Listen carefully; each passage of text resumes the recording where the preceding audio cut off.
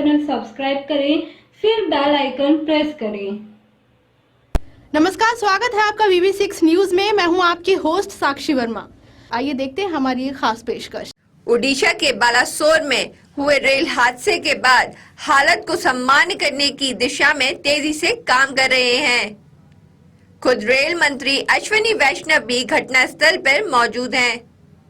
वहां पहले rescue operation की निगरानी करते रहे, फिर ट्रक पर फैले मलबे को हटाकर फिर से इस रूट से सेवा बहाल कर दी गई।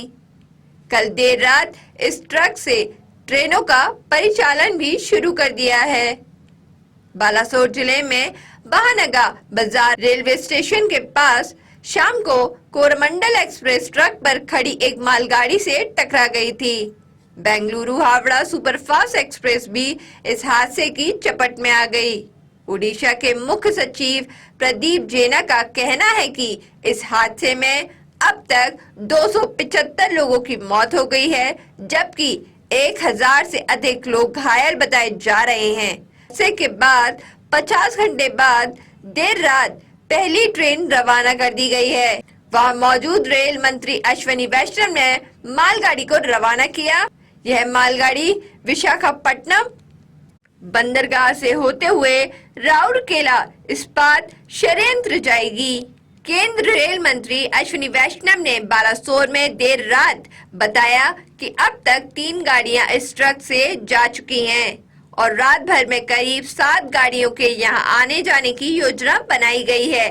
उन्होंने कहा कि जिन परिवारों के लोग मिसिंग हैं, उनका जल्द से जल्द उनके परिजनों तक पहुंचाना हमारा लक्ष्य है। दूसरी ओर अमेरिका के दौरे पर गए कांग्रेस नेता राहुल गांधी ने ट्रेन हादसे पे कहा कि हमारे यहाँ एक समस्या बनी हुई है। बीजेपी और आरएसएस भविष्य की ओर देख पाने में असमर्थ है। अगर आप उनसे पूछिए कि ट्रेन हादसे क्यों हो गए, तो वो कहते हैं कि कांग्रेस ने 50 साल पहले यह किया था। कांग्रेस के दौरे में जब भी हादसे हुए तो पार्टी ने यह नहीं कहा कि यह अंग्रेजों की गलती की वजह से हुआ। भारतीय रेलवे की ओर से बालासोर हादसे की सीबीआई से जांच की सिफारिश की गई है। इस सिफारिश से कुछ घंटे पहले रेल मंत्री ने कहा था कि हमें रेल हादसे की वजह का पता चल गया है और जिम्मेदार लोगों की पहचान भी कर ली गई है। रेलवे ने हादसे के बारे में कल रविवार को कहा कि हादसे की शिकार हुई Coromandel express train over speed नहीं थी और निर्धारित स्पीड से ही चल रही थी। वहीं हादसे में मरने वालों की संख्या पर विवाद बना हुआ है। केंद्रीय मंत्री अनुराग ठाकुर ने पश्चिम बंगाल की मुख्यमंत्री बनर्जी पर इस बात के लिए निशाना साधते हुए कहा, किसी को भी इस त्रासदी पर राजनीति नहीं करनी चाहिए। ममता ने कहा था कि अकेले उनके राज्य के ही 60 लोगों की जान चली गई, जबकि 180 अभी लापता हैं। पश्चिम बंगाल में जो हालात बने हैं, राम भक्तों पर लाठियां चलाना, बम फेंकना, पत्थर मारना और शोभा यात्रा रामनवमी की रुकवाना, आगजनी करना, हिंसा फैलाना, उपद्रव फैलाना, ये ममता बनर्जी जी की नाक के तले हुआ है। कानून व्यवस्था कैसे चरमराती है, इसका सबसे बड़ा रोल मॉडल ममता बनर्जी जी हैं। और मुख्यमंत्री पक्षपात कैसे करता है, हिंदू विरोधी कैसे होता है, ये ममता बनर्जी जी में नजर आता है। एक वर्ग के साथ खड़े होकर हिंदुओं के खिलाफ हिंसा करने के लिए उकसाया कैसे जाता है, ममता बनर्जी जी के बोलों से नजर आता है। सरकार की ओर से राहत और बचाव कार्य में मदद के लिए दिल्ली से डॉक्टरों, दवाओं और घटनास्थल भेजा गया है। ओडिशा में हादसे से गंभीर रूप से घायल करीब 100 लोगों का कई अस्पतालों में इलाज चल रहा है।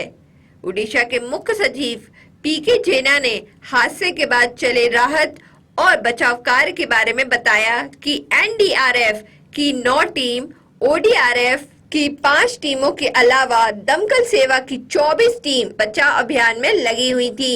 ओडिशा सरकार ने कल हादसे में मारे गए लोगों की संख्या में संशोधन कर दिया है। सरकार के अनुसार हादसे में मारे गए लोगों की संख्या 275 है, जबकि पहले यह संख्या 280 बताई जा रही थी। बालेश्वर जिले में जो दुखद रेल एक्सीडेंट हुई है, जिसमें 3 ट्रेन इन्वॉल्व हुए हैं, Shalimar Coromandel superfast express, Duronto express और एक गुड्स ट्रेन।